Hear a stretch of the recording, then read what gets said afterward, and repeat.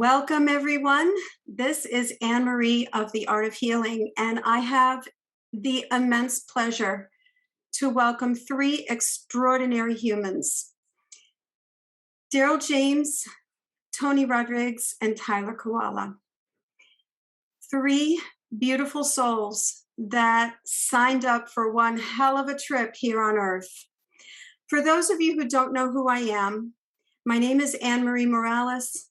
I am a multidimensional healer, channel, and spiritual mentor. And I've had this platform on YouTube for a little bit over 2 years.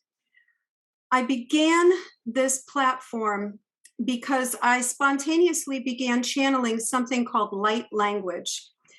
And in the beginning, I was completely flabbergasted until I began to realize how important it was for us as multidimensional beings to bring light into this planet. I was contacted in January by the Galactic Federation of Light, and I was asked to bring light language into this dimension for at least an hour a day. I have always been contacted by multidimensional beings, ascended masters, and my current guidance is the Ra Collective, a collective of blue avian beings. So this is big time woo-woo. I have invited these gentlemen to come to my platform to talk about their experiences with consciousness. Because those of us who do not know what other realms there are have, let us just say, have not been taught everything. So without further ado, I welcome three beautiful souls: Daryl James, Tony Rodriguez, and Tyler Koala. And here you are. Hello, everyone. Hey, how's it going? Hello. Thank you again for joining me on my humble podcast. I began this new series called Conversations with Anne-Marie just a little while ago. Last year, I did 20 episodes of a podcast called The Get Up and Go Show because I was like desperate for motivation, and I reached out to a lot of my friends. So let's start this. Can you kindly tell me a little bit about yourselves? Let's start with Daryl. You there? Yeah, I joined the secret space program in 2003. Is when I first joined it in a place called RAF St. Morgan, JMF RAF Royal Air Force in Newquay, England. I did 3 months in the mines of the moon. I did 2 years in the Dark Fleet, and the rest of the time was in Solar Warden. So I was on 2 worlds I can remember, definitely, but others, maybe the memories will come back in time. But yeah, I saw a lot of different things and different beings. Awesome, thank you. All right, Tyler, you're counterclockwise next. Why don't you just introduce yourself, please? Well, most of you guys probably know who I am. Host of Journey to Truth podcast, and I've had the pleasure of interviewing both of these gentlemen, and we really got deep into their testimony. And I mean, we've had Tony on, I don't know, 4 or 5 times now, something like 4 times maybe. Daryl, we did a couple parts with you.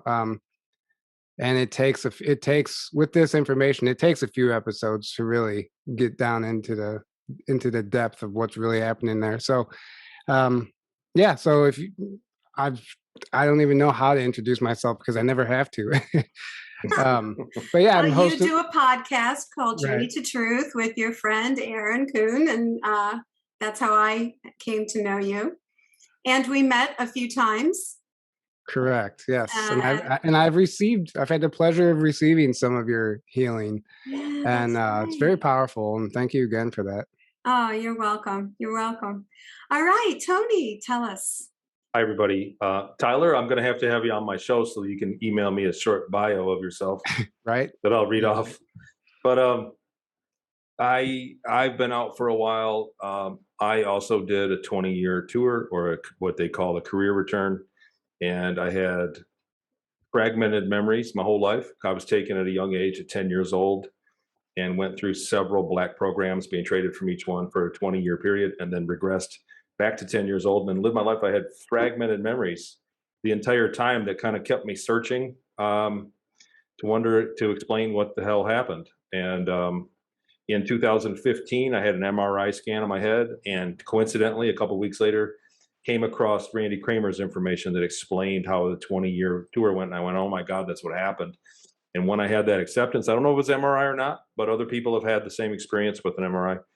And I got recall. I got major recall of years and years of memories, and had nobody that back then. So it was it was known kind of, but not as much as it is today.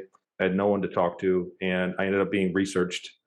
And lo and behold, some things checked out. Like, I wanted it all to not check out with the researchers. Obviously, I wanted it to not be true, because there was some very terrible things that I remembered experiencing, but a lot of it's checked out. And so fast forward, here we are today. There's a website. I have there's a Patreon show, and I do consultations with other people that have fragmented memories.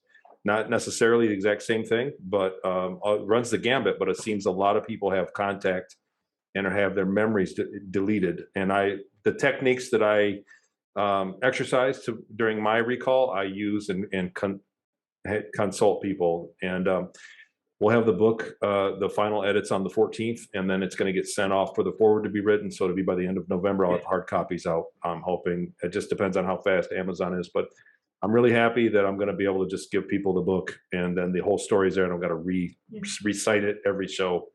There's quite a bit there, and there's a lot of evidence in the book. I leave a lot of breadcrumbs. A lot of people, like you said, like Tyler said, anytime you breach this subject, it's a mouthful, and it's hard for somebody that doesn't know anything about it, hasn't heard it before, to really get their head around without calling BS. And so the first thing everybody wants is proof. In my book, there's a lot of breadcrumbs towards proof, and I'll spell out things at the end. There was a lot of things that have checked out that there's really no other way to explain it. Things that I called out. So that's me. I'm happy to be here. It's been a while since I did an interview, and I love you guys so much, and I'm just thrilled to be here. So, man, I need to work on my intro, my introduction. You did just fine. You are you, and that's why we love you. Well, So, I will add, though, what actually got me into all this was being an experiencer myself, and that's yes. what led me to explore and even end up where I am today. So, Well, that's why I included you on this panel, because I know that you're researching your own personal experience. Mhm. And the other reason I wanted you on this is because we understand, I know that you have a very deep understanding about personal vibration, consciousness, and how that affects our timeline and how that affects what we're going through right now.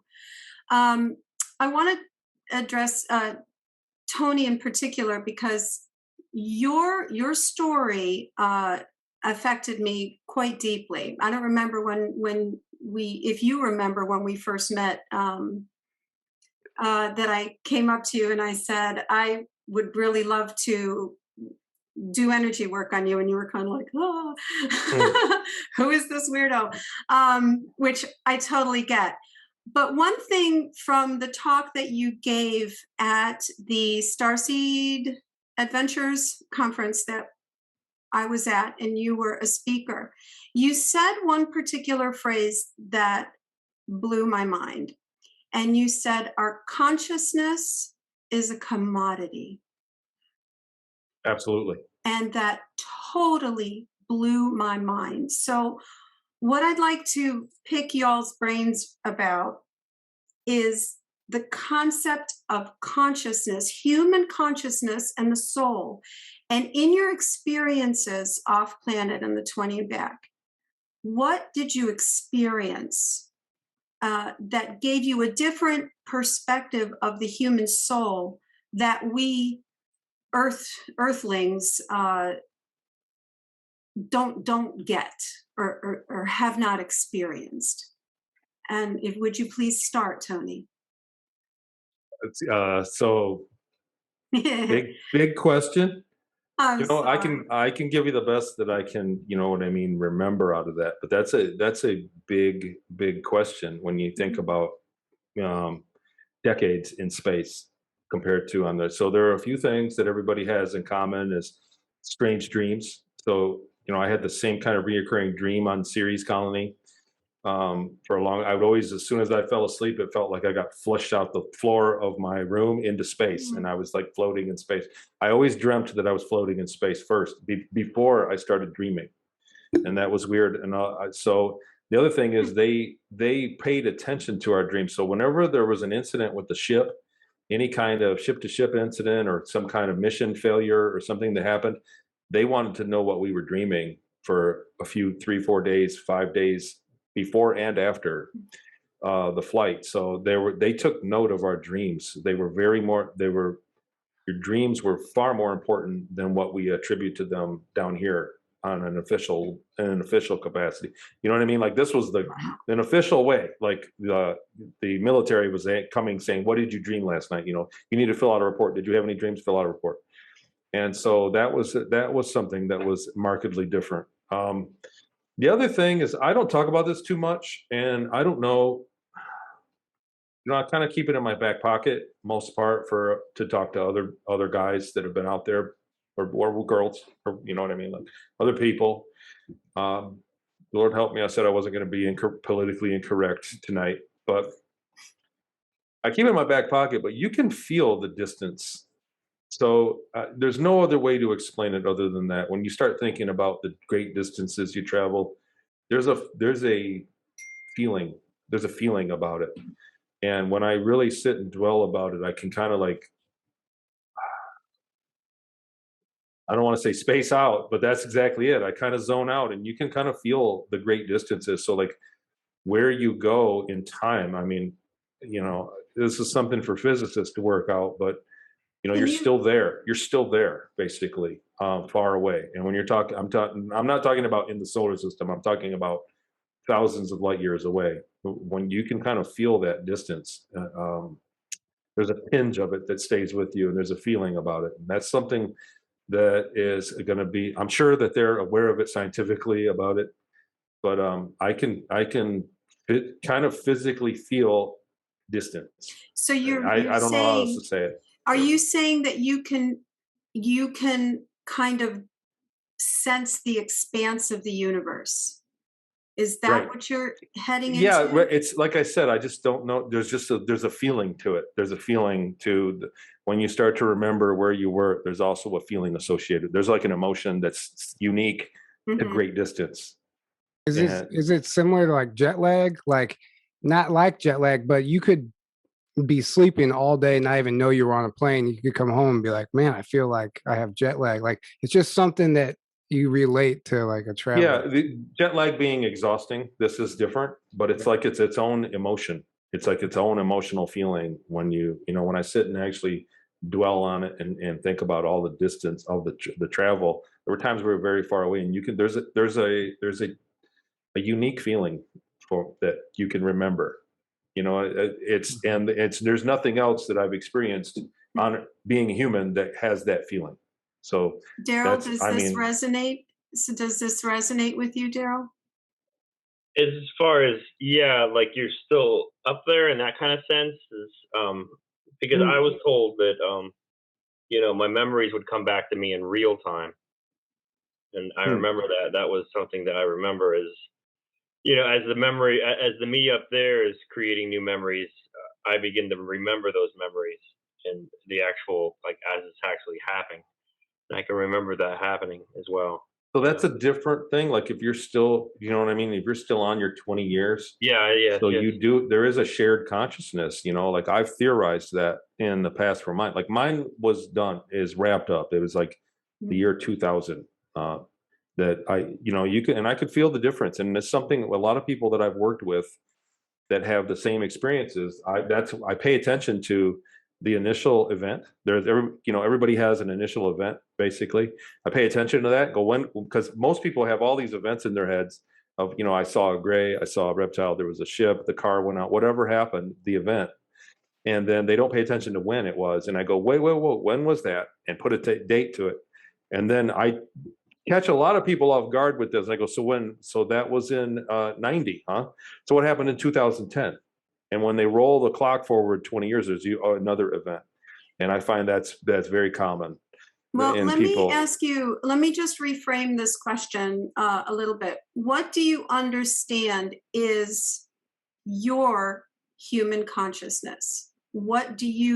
How do you define your consciousness? In one word, it's your awareness. So everybody has a different name for it, but I call it awareness, my awareness. Your awareness. And because of what I went through, I'm aware of different things than I would have been had I not. Mm-hmm. And so, because it was bad, it was traumatic. And a lot of people ask, would you do it again? And I say, if I didn't do it again, it would be like murdering myself, because my awareness is incorporated with what I've experienced to this time. So I wouldn't change it, even though it was bad, even though there were horrible things. I wouldn't change it because it would mean killing myself and becoming a different me. My level of awareness would be completely different.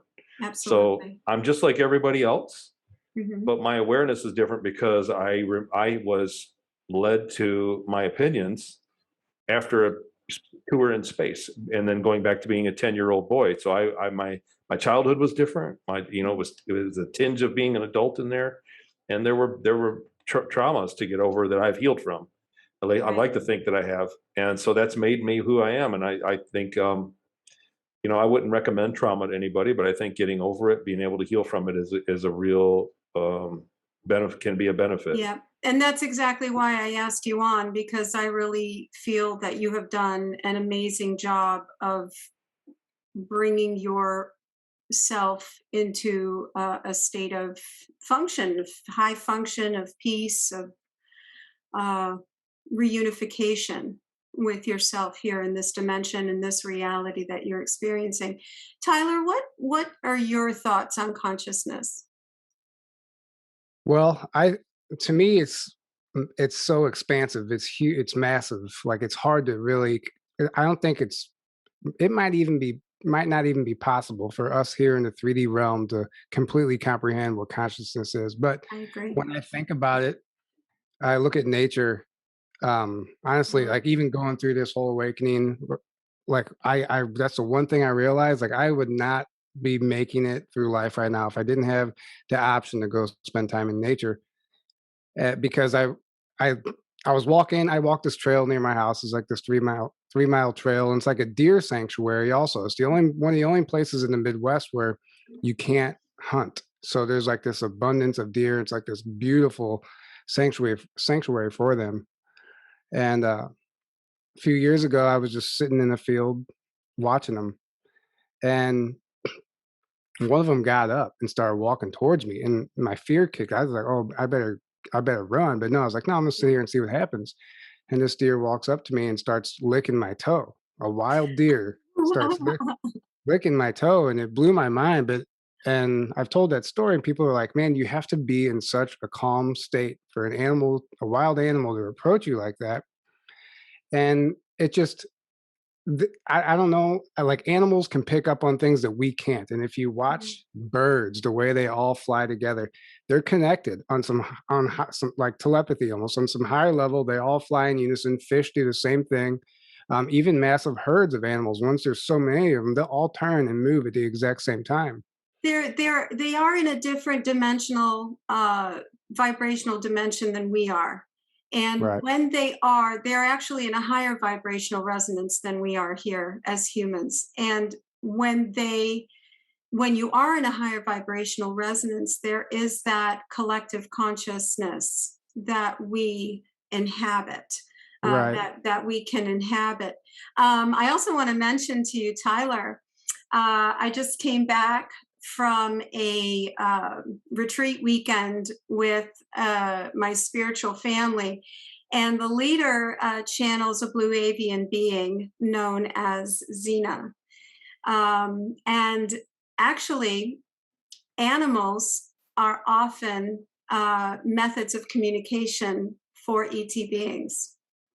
Oh, So interesting. I wouldn't doubt that what you experienced was actually some sort of extraterrestrial energy coming to you and making its presence known. So in the future, if you ever do encounter a out of the norm experience with a deer, with a fox, with a bird, with a rabbit, whatever it may be, it could be your star family. I believe that. And because I did see, I also saw an albino deer, which I've never seen in my life until just recently, maybe a year ago by now. But it was like totally incredible, and it was very powerful. But to get to my point, we see that in nature, and it's apparent. It's very apparent that it's possible with humans too, but we don't have that awareness. We're not tuned in like the animals are for some reason. But if we all meditate, we see results. We're all connected. Yeah. And it's unfortunate that we're being suppressed and bombarded with all this propaganda, and they're hijacking our consciousness, right? They don't want us to believe that we're all connected and that we're powerful that way. So it's just so important to realize that it actually exists. And if you need proof of it, go in nature. And another thing about nature, and then I'll turn it over to you guys. But what's funny when you're walking, you're just thinking about all this stuff, and I'm looking around, and I'm like, no matter what happens, this can get hit. Whatever natural disaster, whatever event occurs in this area, nature is going to bounce back. It's going to come back. It's going to regrow. It's like an example of infinity. But what I also realize is we need nature to survive, but nature is just perfectly fine without us. It doesn't need us here to thrive on this planet. Yeah, absolutely. My spiritual practice came about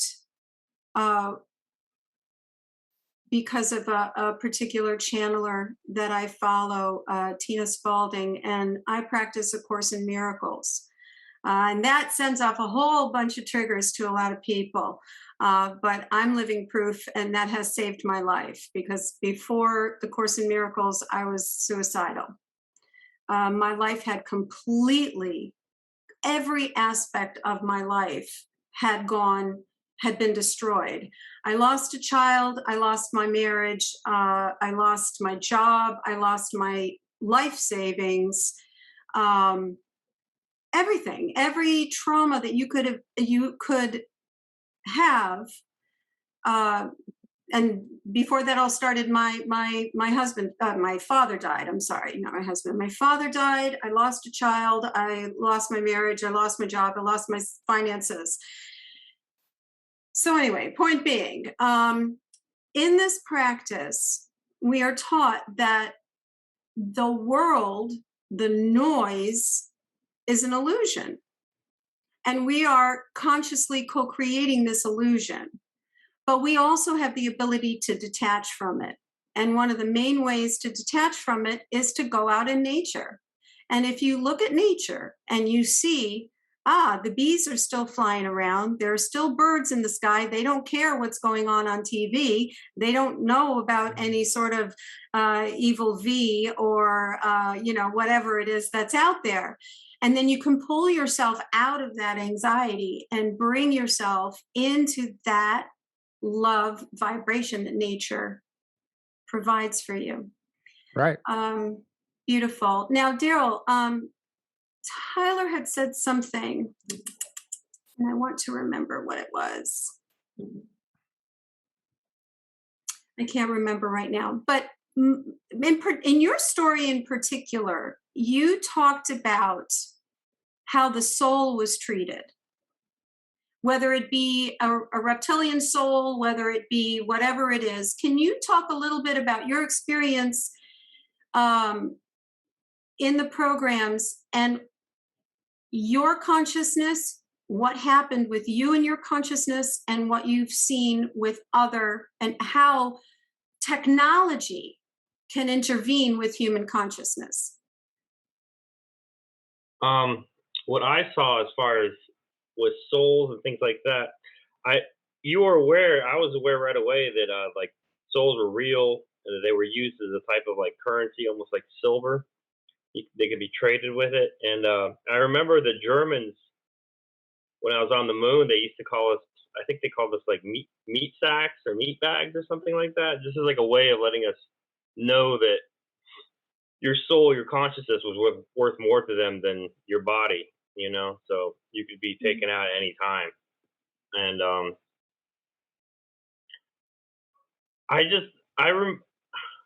as far as soul and consciousness, Well, you have a story about, you have an experience of having had a severe trauma because of an invasion on your ship, and you were your soul was kept in your body by a certain technology. Can you describe that?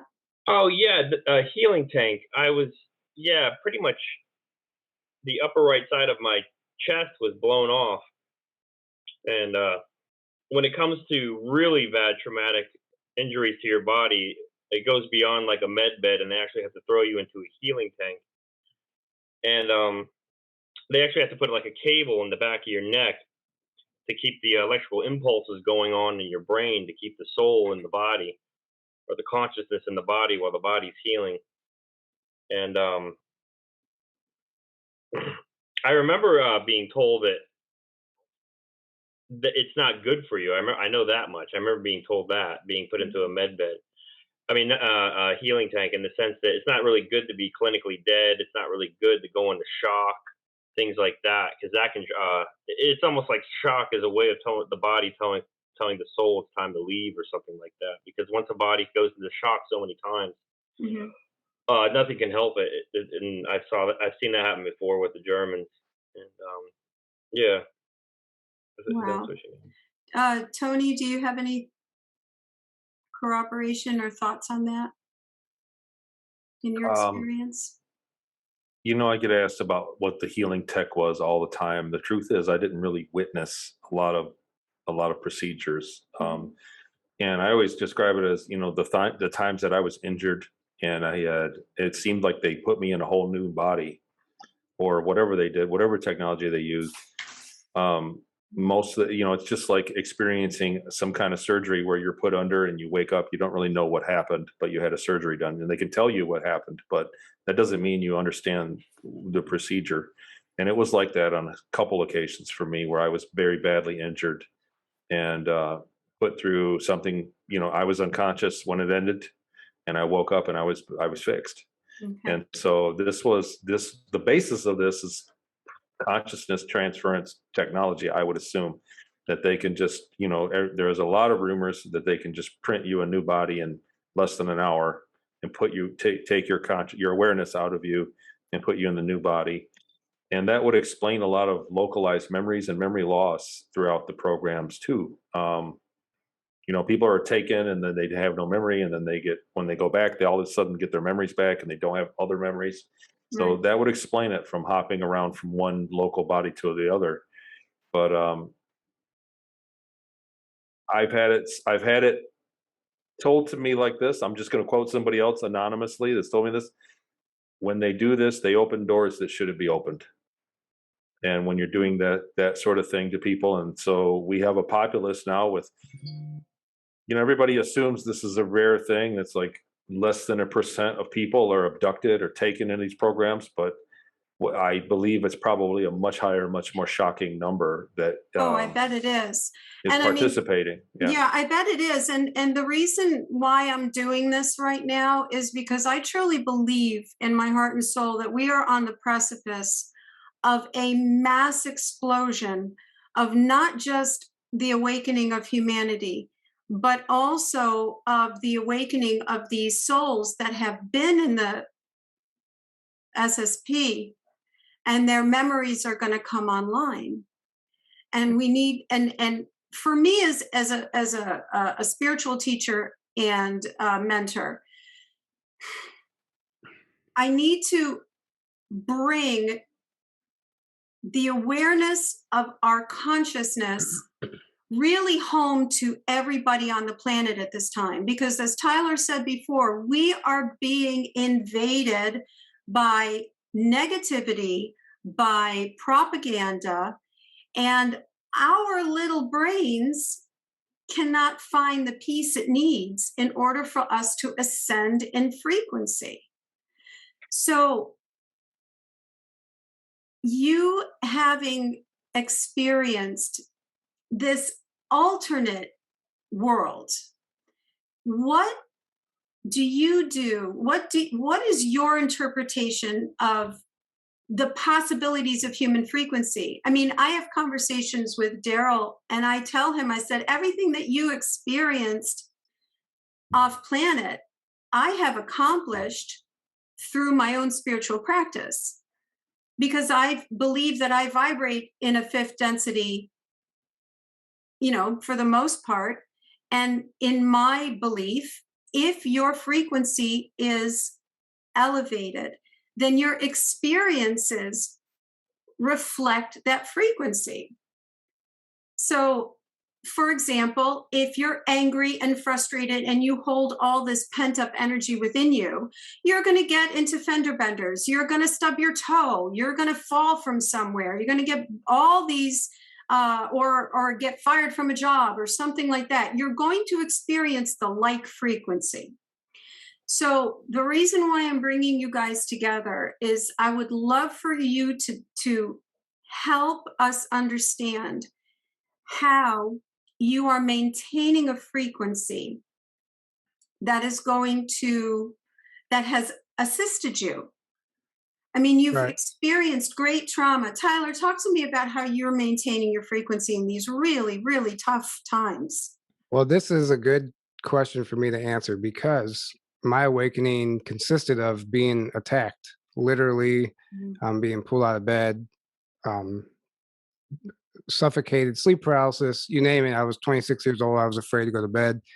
And it was so bad, I had to miss work. I lost count of how many days I had to call off work.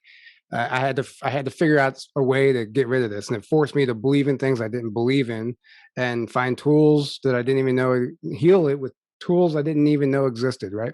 Mm-hmm. And these attacks still happen. I don't know why me. You know, I've had sessions and I have theories of like stuff that came through the sessions and stuff, but I'm sure some of it has to do with the work that we do and calling these people out all the time. But it has that I can't tell you the amount of times they have just beaten me down and tried to throw me off. And I have, you know, some days I've woken up with what people have told me is similar to radiation poisoning, and I feel nauseous. And you know, I would lay on the bed, my Reiki healer would start crying because she would get a vision of what they're doing to me. And this goes on and on and on. And it forces me to and then to have that happen, and then pick yourself up and trying to put on a show and put a smile on and put this information out there. It's not always easy. So to answer your question, there is tons of clearing practices, grounding, being in nature. There's crystals in every corner of my house. I mean, I have grids. I mean, everything I could think of at this point. I don't do a show without putting up protection. I protect every single person involved in the interview. I protect the connection, the channel, the particular episode. Yes. I'm constantly, I just made it habit. So I even find myself in a dream state doing a clearing in my dream to protect myself from something in my dream. It's like, it's becoming that it's just becoming habit for me, to where I'm like, I realize, holy shit, I woke up and I'm like, was I just doing a clearing in my dream? Do you still experience this, Tyler? Yeah, occasionally. Absolutely. I can do everything in the book, and it seems like, you know, we're doing an episode on reptilians and the reptilian royal bloodline, and sure enough, man, I will get the worst attack ever the night before to try and like make me not sleep or something, so I can't do the episode, and I have to fight through it sometimes. But it's always about like multiple times a day doing clearings and doing protecting your energy, being very aware of who is entering your life, who is reaching out to you randomly, who is trying to offer you clearings and free this and free that. Like, I realized, man, this war is dirty. And sometimes these people entering your lives are not for your highest purpose. So it's really about having boundaries and just keeping your energy clear and pure. And if you are going to do something as simple as have a drink or something, freaking restructure that thing, bless it, do whatever you need to do. But they're waiting for you to slip up so they can come in and throw you off. Well, I've been getting light language since you began talking, and you'll see my lips were moving and my hands start to move because that's just how I roll. Um, in your knowledge of vibration, okay, what, aside from the clearing and the things like that, do you have anything close to a spiritual practice that you do on a daily basis? Do you do mantras, meditations, anything Yeah, like that?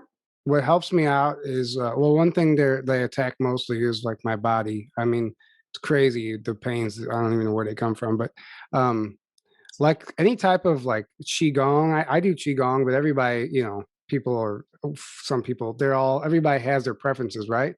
But for me in particular, that gets the energy flowing, that gets my body, that gets everything aligned. Like if I do that in the morning, I'll notice a huge difference in my day. And then meditations, just even little mini meditations, or even remembering to breathe, conscious breathing, Correct. remembering to, or just go put your feet in the grass even for 5 minutes. Like I don't do like all this like Zen meditation stuff, you know, all Mhm. that. I I'm not drawn to do that, but I have small things I do throughout the day that help. And in particular, the qigong, getting your body, getting that energy, all that stagnant energy that gets built up in our body, keeping that moving. However you want to do that, whatever it looks like to you, that's probably the most important. I've had the most success, and I'll notice the change in my attitude, my mood, my behavior, like everything, just by doing some qigong in the morning, getting all that stuff moving. It's a very, very powerful thing. I have experienced, I've also experienced a lot of attacks. I came from Catholicism, and I experienced a lot of demonic interference in my life. Most of my, starting at about 14, um, all the way through my marriage, my children. Well, my oldest son was attacked in his bed as a child, as a year and a half old, shaken, grabbed by his legs. He still remembers it today, as Mhm. an adult man. So I've had that experience as well, um, unfortunately. But Daryl, how do you keep your spirits up, your vibe up? Well, for me, it was I did have a lot of, I don't know, I guess hate and revenge in my heart when I first started having the memories, and Yeah. I just got to a point where I realized that it was just pointless and useless, and just the best thing was just to forgive, just to forgive others and forgive myself, and because you can't live like that. I mean, it's just a horrible way to live, and Mm. I noticed as soon as I got to the point where I just decided to start letting things go and forgiving, that the bad dreams got less and less, and negative thoughts became less, and just I became more of a whole person, I believe. Mhm. There's a lot of triggering when we say forgive, a lot of trigger, because when you think of the concept of forgiveness, it doesn't mean that everything is happy, rosy. Okay. Forgiveness is for yourself. Forgiveness is not for the other person. They don't need to even be involved in the process. Mhm. Um, Tony, what do you feel about that? I'm learning that you don't ask simple questions, Sam. Ah, thank you. I'll They're take that always as a they're always compliment. Right? huge. They're always Right. like big one giant bomb after another of a question. So uh, I would say that I would imagine it's different for everybody. Like Tyler's it feeling, is. active attack. So his experience is different than me. Yeah. When I first got my memories and was asked to speak publicly about them, You know, I had a life, a family, kids to worry about. And the biggest bridge that I had to cross was throwing the fear away of, you know what I mean? Like there was a conscious decision where I was, because I dwelled on it for, you know, a good month, where I thought, if I speak about this, am I going to get, you know what I mean, attacked? Something bad going to happen to me? Am I going to be, is my family going to come up? These are things like, there are people, there are names and places that I've kind of withheld of people that are powerful and bad. And so I was afraid, and it turned into being, it was like, it proliferated, and I was waking up afraid. And man, how do I get rid of this? This is too bad. I've already done the emails. It's too late. They already know. I was afraid of emailing. I was afraid of talking to people. I was afraid of speaking. You know what I mean? I was afraid of really who I am. And so I had to make a conscious decision that, you know what, I'm going to quit being afraid in my life of everything. And I realized that when I did that, that actually I was afraid of all kinds of stuff all along, like just living my life happily. I was afraid of making decisions based on what somebody else would think. Right. And I had to throw all that away. And once I made the conscious decision, look, I'm going to tell what I remember. I'm not going to take it to the grave with me. I'm not going to live. If it's the end of my life tomorrow, the last few minutes of my life, I'm going to feel like I did what I was supposed to do and not regret it. And I didn't want that regret, because I do believe that 99.9% of everybody gets a few minutes that they're aware that they're going to be dying soon. Your last few minutes. And I don't want to have regret in those minutes. And you know what I'm saying? Like when I finally pass away in those last minutes, I don't want to regret it. So what I found was that I was afraid of doing things that would clear that.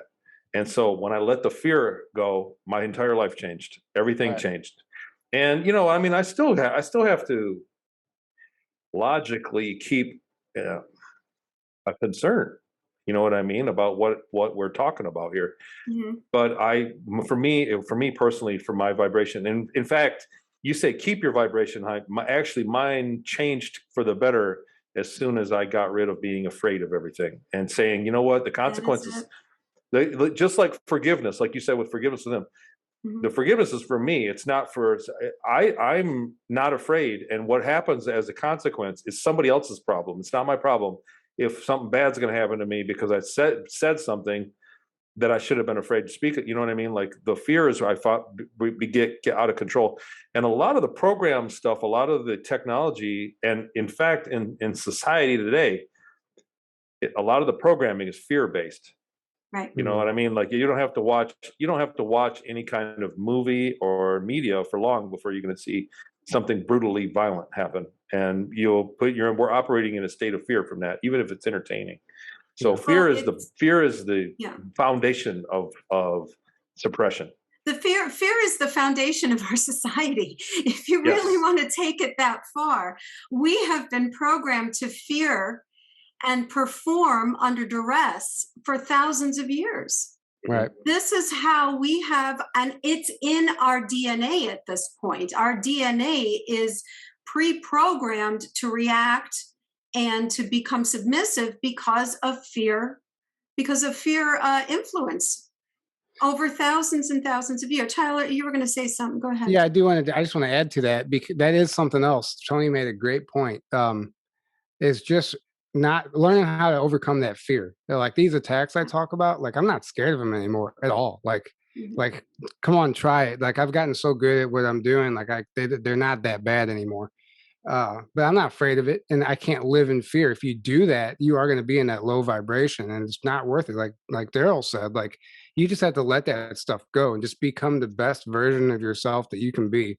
And the best advice I've ever gotten was, I think Abby Lynn, some of you guys might know who she is. She posted something on Facebook about a butterfly, and the message that came along with it was stop taking things so seriously. Yes. And at that point in my life, in that particular moment, in that day, it was exactly what I needed to see. And it turned things around for me. Like after that, I was like I'm creating all of this. I'm creating everything that's happening in my life. I'm creating with my thoughts, my mentality. So I just need to let go. Stop taking things so seriously.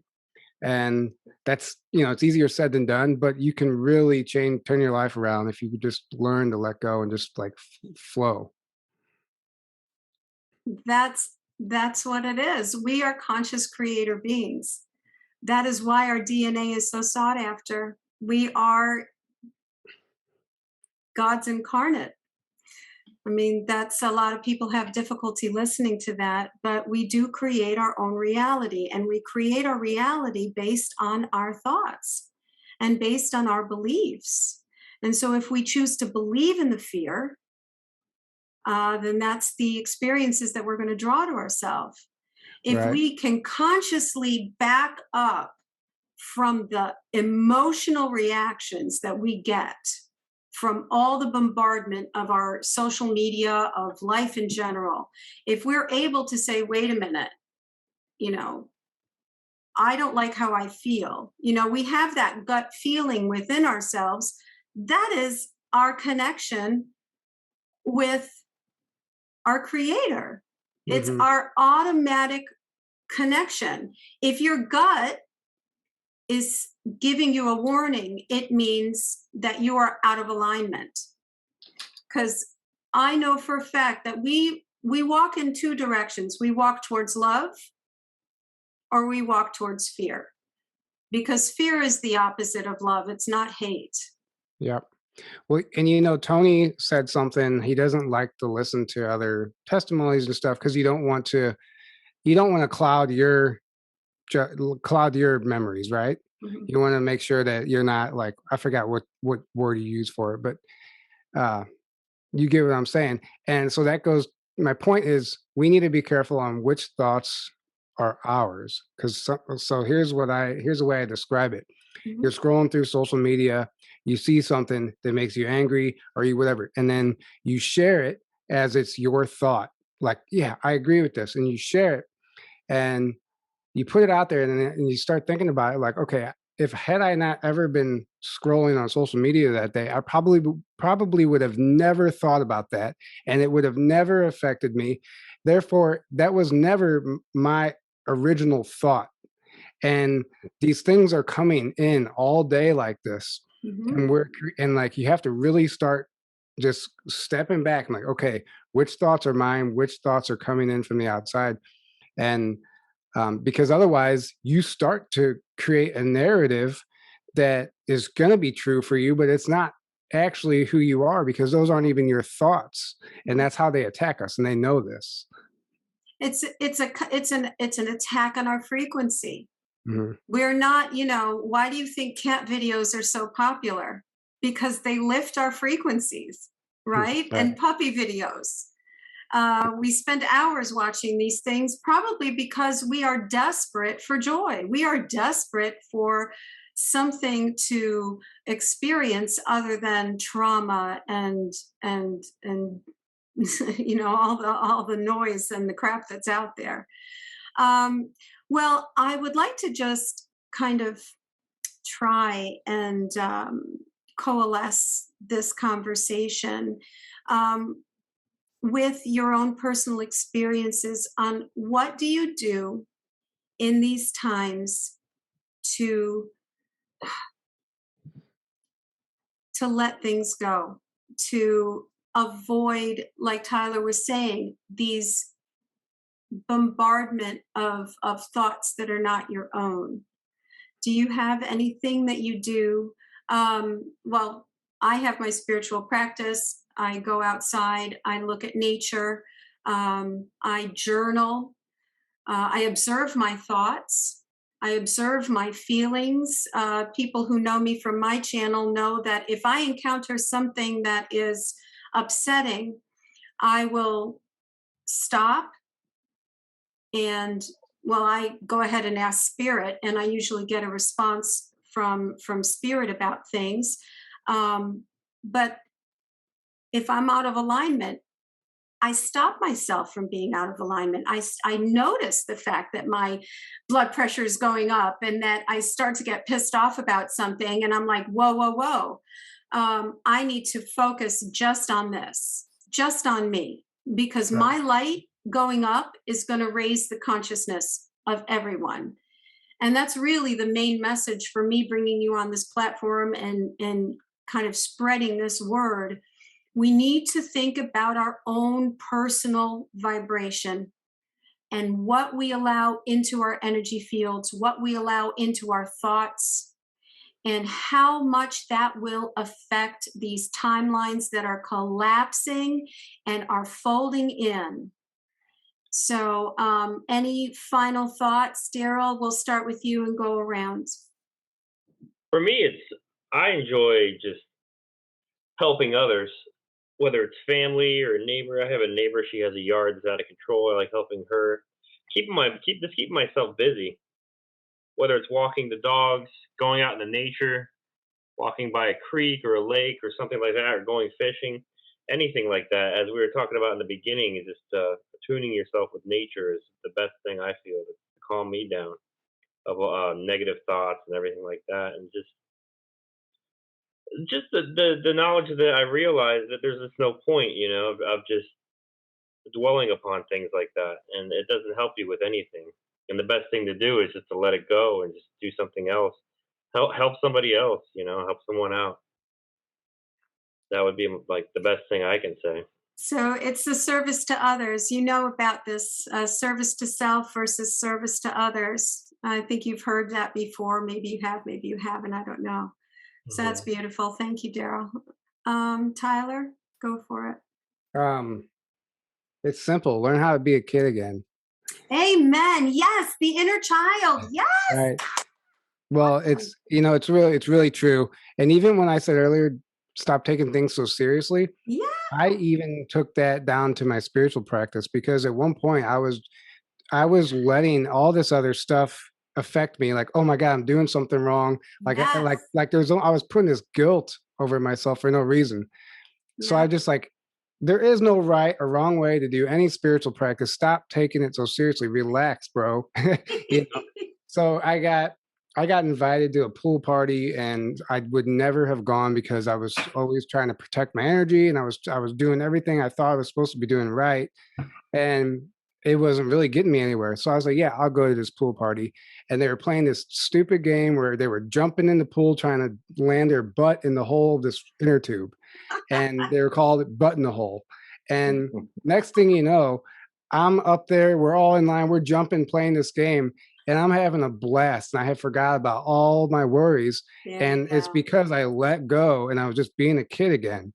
And it was a big moment for me, because I realized I had forgotten what it was like to have fun, because I started taking everything so seriously. I was like, well, I need to meditate. I need to put my crystals out to charge and blah, blah, blah, blah. And I was just, I can't eat this. I can't do that. Otherwise it's going to affect my vibration. And I drove myself crazy. So then I just man, I just need to live and let go. Oh, And amen to that. incorporate whatever you can and just make it your own. It doesn't have to look like what anybody else does. Oh, that's fantastic. Mic drop right there, Tyler. Just stop it right there. I had this, I do a monthly Q&A with my guides, and one of my students in Poland, she's like, oh, what's the purpose of this man in my life? And these fairies came in, and they were just like, if he's good, keep him. If he's not, kick him out. You're here to have fun. You're here to be joyful. So yeah, totally. Well done. All right, Tony, your turn. That's an easy question. Come on, that has to be an easy question. It's easier. Yeah, that's right. That's a lot easier. Some of those profound ones. Yeah. For me, like I said, I think this is different for everybody, and Tyler's is a huge point to make. Finding a balance and just being a kid again. That's awesome to point out. Myself, personally, I think the change for myself, like most of my life, I had a really low self-esteem, and I didn't take care of myself first. Mm-hmm. I took care of it. I thought, because the service to self thing or service to others is very rewarding. When you serve, when you go and help people out, it's a reward. It's a thrill, really. You know what I mean? You just feel good, because at a certain level, I wish people would help me too. And I'm going to quote Abby too. So from the Starseed Adventure Conference, I sat in on Abby's presentation, and she had a slide that blew my mind away. And dare I say, it was life-changing. There was a slide that said, and God commanded, I love my enemy. and I obeyed him, and I loved myself. Amen. And I went, wow. And I really, after that, I started thinking about, like, I really don't take care of myself. Yeah. You know what I mean? I let people walk on me, and I just don't take care of myself. I take care of myself last, Yeah. and worry about the family and my coworkers and everybody else first, worry about that. And so I started trying to find a balance there and taking better care of myself. And it really has changed me for the better. And it's really changed, made my quality of life. I'm stay busy as a result, because I'm playing catch up.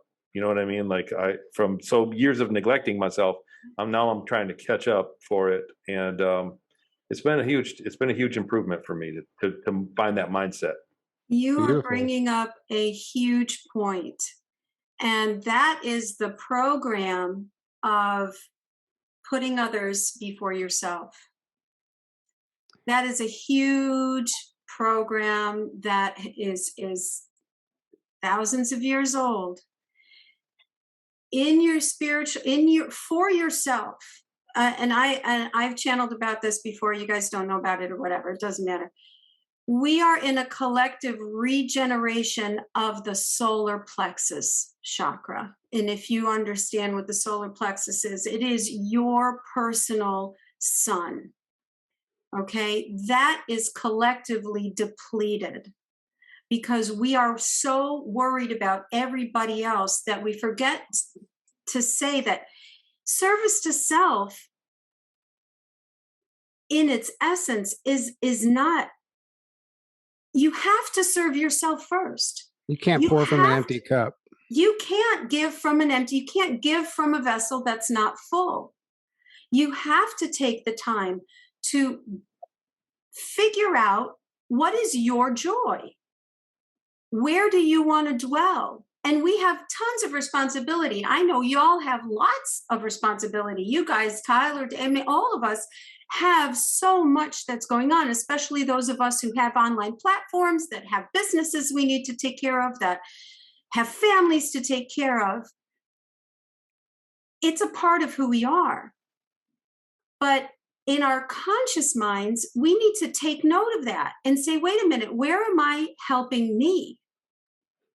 Where am I going to nurture this child, this girl, this boy that's somewhere within there, wanting to get out and play, wanting to be joyful? You know, that is really the big deal. Yeah, and sometimes we realize that we're our own worst enemy. That's what it is. And that's like going back to what Tony said, like whatever that quote was, yeah, that's powerful. It really is true. Yeah. If you can't look in the mirror and love who you are, you have to start there. You have Right. to start there. You really do. And become a full and whole person as much as you can. So, all right. Let's go around and say how to contact each of you. You can contact me through my website, AnneMarieTheArtOfHealing.com.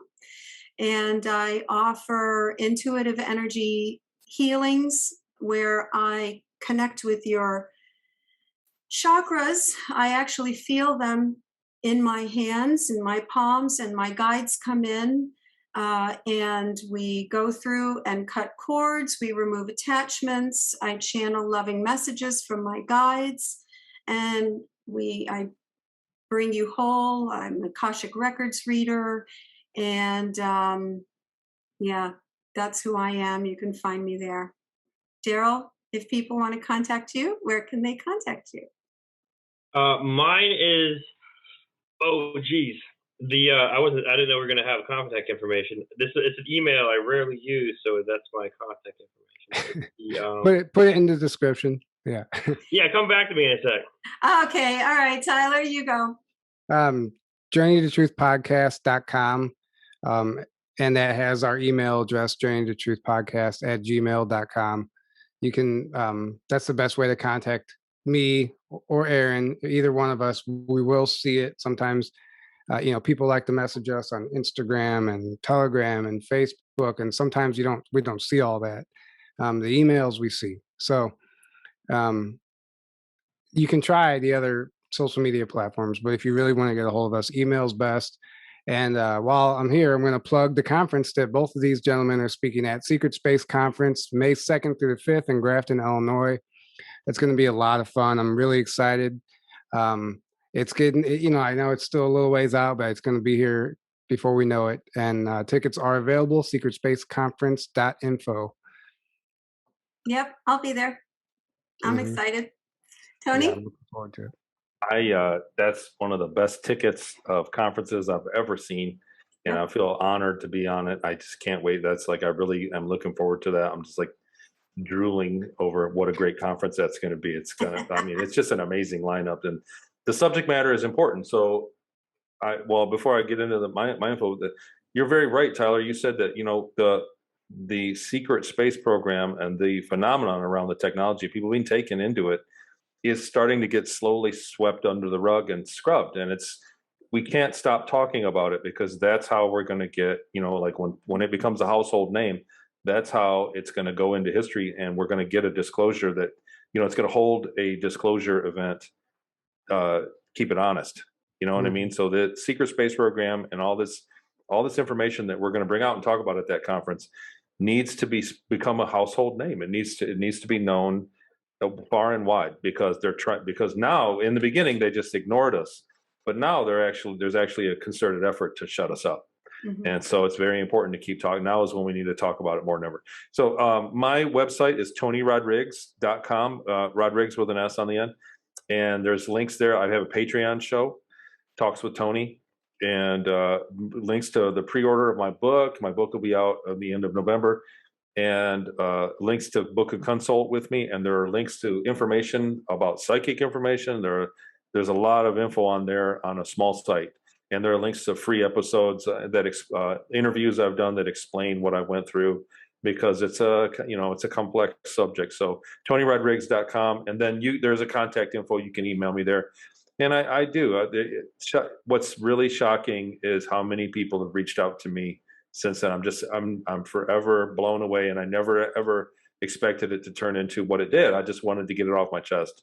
And really, it's a very seemingly common thing that people feel that they have fragmented memories of being taken. And once they hear the info, they go, whoa, then those vague memories start to make sense.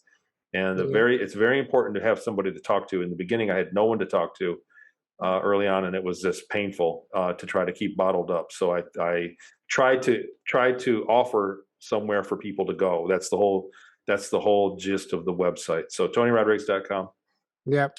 And it's also going back to, sorry, Ann, just while we're talking about this, the people who are going to be showing up at that conference, a lot of them I know already are coming because they have their own memories and fragmented memories and stuff. And by us talking about this stuff, it's going to trigger more and more. Absolutely. And it's eventually just going to be unstoppable, because at some point somebody's going to come that just has the smoking gun that we all, that we're all looking for. It just takes that right person to get activated. I have fragmented stuff. Every session I've had tells me I was taken at age 5. I don't remember it. But something for all I know, I participated in some type of program too.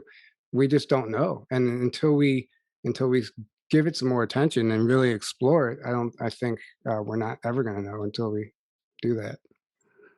Daryl, did you find your email?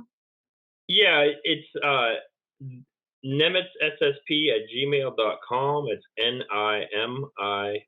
I'll put it in the description. ssp@gmail.com. Thank you. Well, Tyler, you're absolutely right. The work that you guys do by releasing your stories does trigger memories. It did one for me. And that's how I know Daryl. So it triggered a memory for myself. And the work that you guys do, Tony, you coming forth, the bravery, the release of fear has changed and will change many thousands of lives. You as well, Daryl, and of course, Tyler, you and Aaron, what you are providing for humanity will change the world. And I'm honored and privileged that you accepted my invitation to be on my little old podcast about consciousness and spirituality and vibration. So thank you for being Thank you. here. It was a lot of fun. Yeah. Thank you. I'm glad. Yeah, Tony's gone through the rinse cycle, though. He's like a little Tony. No, not bad. all right, Oh, all thanks. right, It's all great right. to You be like here. these Yeah. questions? No, this was like great. that. No, well, it's better than the opposite of having, run-of-the-mill questions. These have been really Yeah. profound, and I think that's really the better the questions, the better the show, because you ask some really profound things that are gonna. I know if I was watching this and I wasn't in the show, I would be trying to unpack it and do a lot of soul searching after listening to some of this stuff, because these are big questions to ask about human consciousness and what's been going on and what we really are. And one thing's for sure, no matter what you believe, we are far more than we've been led to believe. Oh, Our existence is far more important. Far more important. Your life, no matter what it is far more important than what you have been led to believe it is. And make no mistake about it. So these are profound things. It's absolutely relevant and worth speaking about. So I'm very happy, very proud to be here. Thank you so much. I am honored again. All right, guys.